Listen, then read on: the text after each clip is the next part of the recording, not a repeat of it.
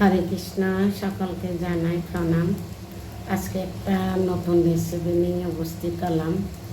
আজকে রেসিপি হচ্ছে বেগুন ভর্তা ক্যাপসিকাম দিয়ে। ক্যাপসিকাম, ধনিয়া পাতা আর শুকনো মরিচ আর বেগুনটা আমি তৈরি করতেছি। এভাবে ফুরি আমি পিস পিস করে কাটিয়ে ফুরি। এই আইডিয়াটা হচ্ছে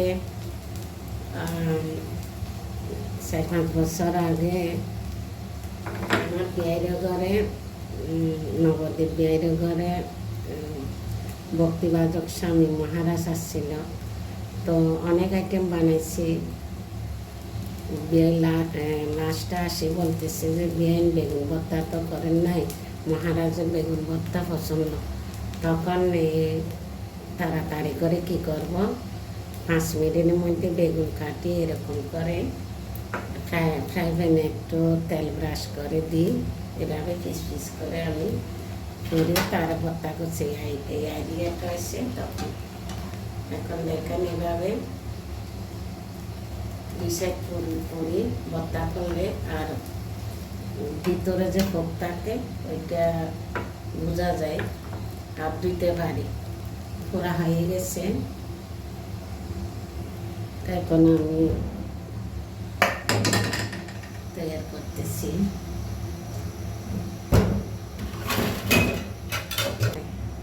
হরে কৃষ্ণ। এখন একটু হিং দিচ্ছি। আমি ভর্তাতে হিং দিলে অনেক সুস্বাদু। এবার ক্যাপসিকাম দিচ্ছি।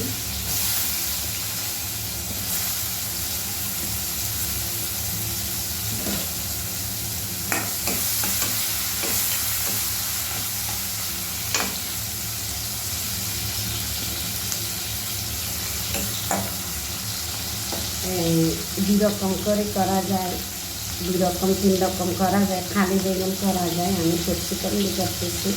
আর একটা গরমকাল আসলে দই দিয়ে করা যায়। দই দিয়ে অনেক সুস্বাদু হয়। আর খালি করলে এটাও সুস্বাদু হয়। তবে আমি এভাবে বেশিরভাগ করি। আপনারা এভাবে করে দেখেন, ভগবানকে নিবেদন করার পরে গ্রহণ করবেন, দেখবেন কত সুস্বাদু হয়। আর ভগবানের সব কিছু দিয়ে করতে আমি টমাটো কাটিয়ে ওরা দিয়ে ফেলি। অনেকে বলে দোয়া ভালো না, আমি চিন্তা করি ভগবানকে দিয়ে দিছি ভেবে দিই তাই। আর খস থাকে তো সেজন্য বেগুন এভাবে কাটি করলে দোয়া যায়। আমি এখন বেগুন পোড়াগুলা রেডি করছি। কোনো মশলা দিব না।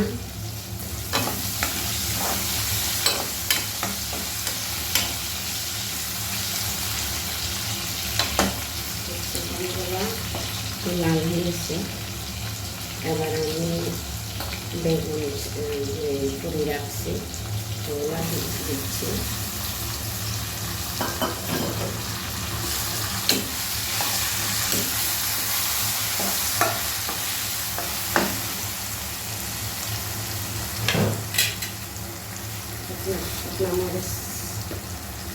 শুকনো মরিচ দিচ্ছি।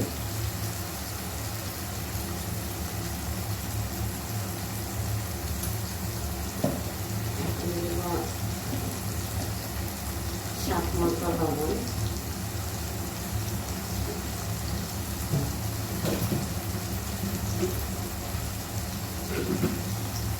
আর একটু চিনি দিব। তো স্বাদটা বেগুনটা সিদ্ধ মানে হয়ে গেছে। তারপর একটু দেওয়ার জন্য আর ক্যাপসিকামগুলো একটু বাজে দিলে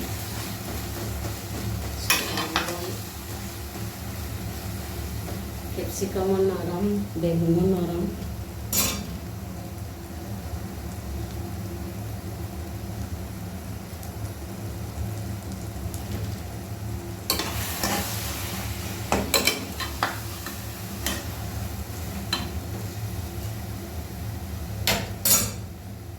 বেশি করে ধনিয়া পাতা দিব।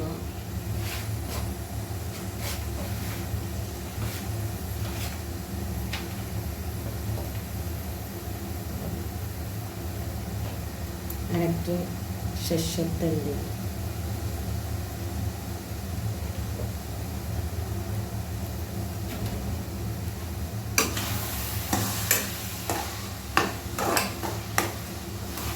হয়ে গেছে।